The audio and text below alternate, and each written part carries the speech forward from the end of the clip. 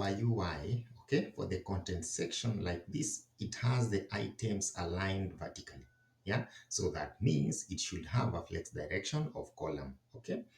And then the other thing that you're going to add is a margin top. It's not fully at the top of the page, so we are going to give it a margin top of around, let's say, maybe 12 pixels. Okay. Then the other thing we are going to give it is a width.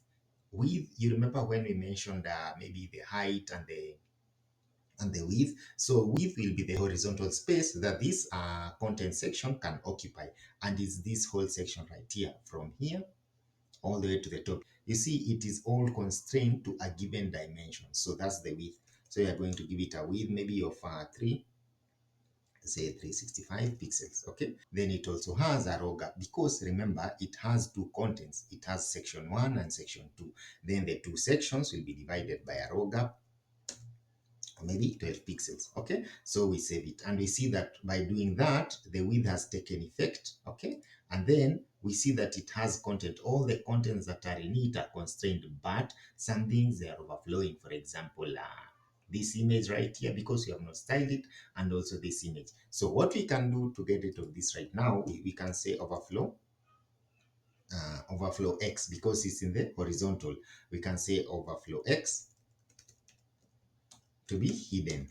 And then when you do that, everything that is overflowing on the x-axis will be hidden. But we don't want to do that. We want to style it as it should be. So we remove this and we'll get to that styling part.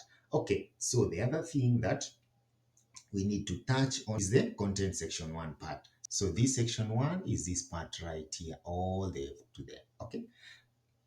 So the first thing we are going to do with it also is to give it a display of flex, because remember, we need to align the items in a given manner, and then it should have a flex direction of column again, because the items, they are on top of one another, the logo here, and then this text, and then this button here. Okay, and then we are going to give it a row gap, maybe 24 pixels, and then we are going to give it a padding. So in this case, we are going to give it maybe a padding of 44 pixels. So you can give padding top, right, bottom, left, but in our case, we are going to give it in all directions. Okay. All right. And then the other thing that you are going to do, we are going to give it now a border. And this border, it will be 1 pixel. Okay. And then it will be solid. So pixel is the size of the border. Solid is the appearance, how it should appear. So you can have solid, you can have dotted, but for our case, we are simply going to give it a solid. Okay. Then it should have a color. And this color now, you recall our definition of colors at the top here? Okay, that's where we get to use them. So to use a variable that is global declared at the top there in the root section, all you need to do is to type var. Then var will have, you remember the dashes that we talked about. When you type dash, you should see auto-completion. So we are going to give it gray. Yeah, there's autocomplete. So you can select grade 5 for like the way that you want, but for our case, we want grade 5. So when we save, you see the border is added. So I believe we can now remove this. Then we persist our border right there. So maybe let's say we change this one maybe to blue, blue 1. We save, you see like the blue takes effect. So we keep it as grade 5, all right? All right, so let's continue over to section 1 header right here. So this part, we start looking at it. How will it look like? Yeah, it will have in the HTML, we have our content, we have our section 1, and then we have the header part. This is the part that we are going to focus on. It will have our image, it will have our paragraph, and then it will have our button. So it is this part right here, our image, our paragraph, and our button. Okay. All right, so that means that we need to give this header also, again, a display, okay? A display of flex.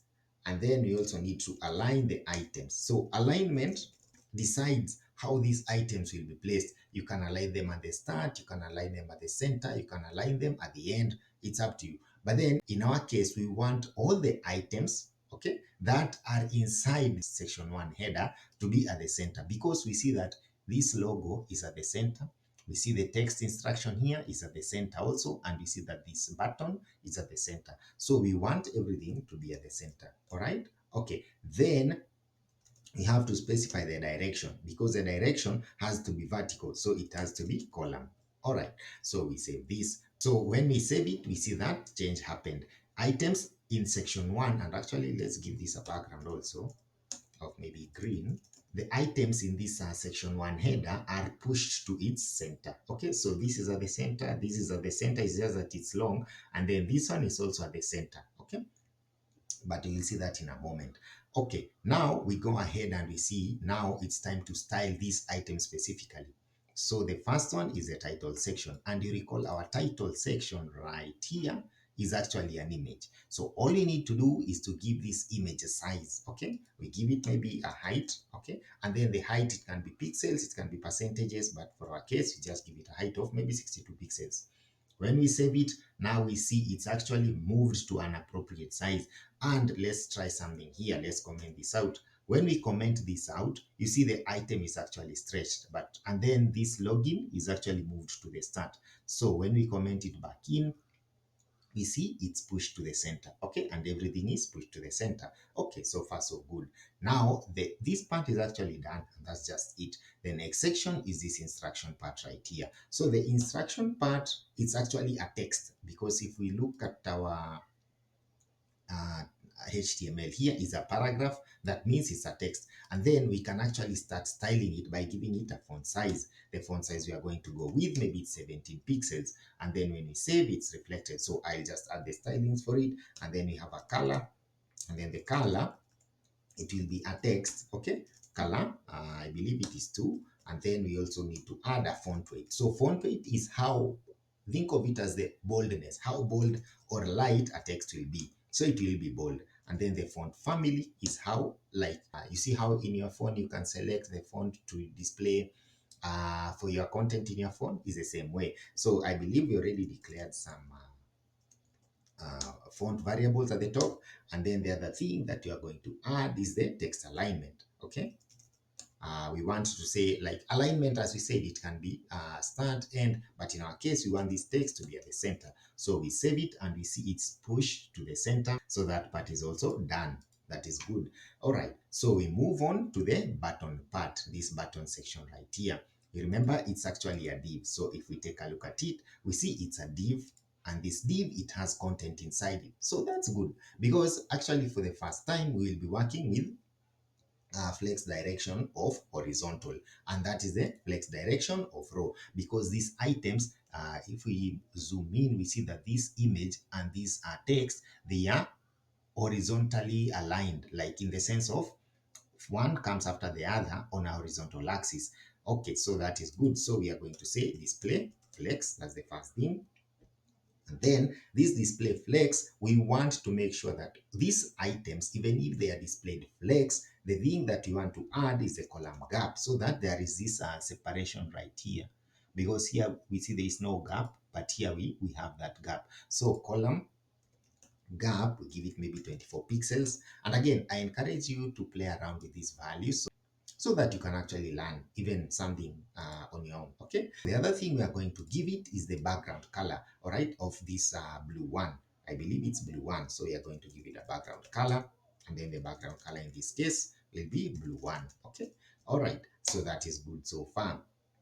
Then the other thing we are going to give it is a padding, because we see that the texts, the items inside it, the login with Facebook and this image, they don't touch the top or the bottom of their parent. So we are going to give them a padding of, so padding vertically. So you remember when we added our first padding, it could either be top, right, bottom, left. But in this case, we want to target the vertical padding, but we don't want to do anything on the horizontal padding. So we have it like that. Okay.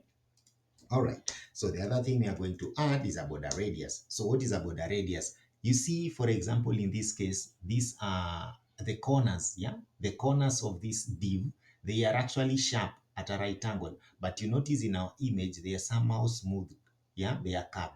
So that is what border radius does. So we give it a border radius of 4 pixels. So the other thing we are going to give is a color, okay? The text here, they are going to have a color of white, okay? Because it's white in this case. So we just say, as you guessed it right, so it's white one, all right? So the other thing that we are going to be adding is the alignment, okay?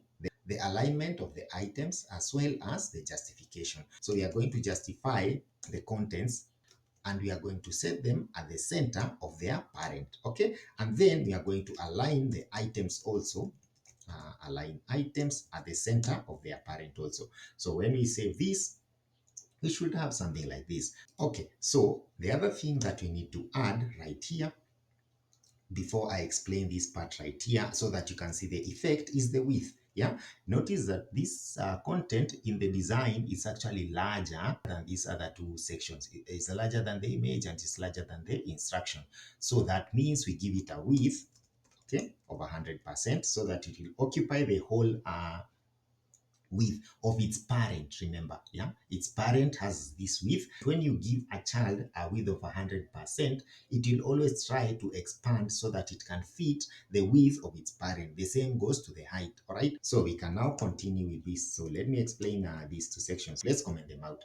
So you see, justify content will push both of these contents to the center of their parent along the main axis. And the main axis in this case, all right, the main axis is the horizontal axis. Then align item center, we comment it back in, is going to make sure that the children, their vertical centers, they are positioned at the same place. Okay? All right. So the next thing that you are going to style is this image. So this image right here, we know that it will have a given dimension, and the dimension that you are going to give it is a width, all right? A width of 18 pixels. And then the other part is the instruction text. So the instruction text in this case, it should have a font family, all right, as you guess it right, of system 1, okay. And then the other thing we are going to give it is a font weight of bold. And lastly, a font size of 14 pixels. So that is what we have.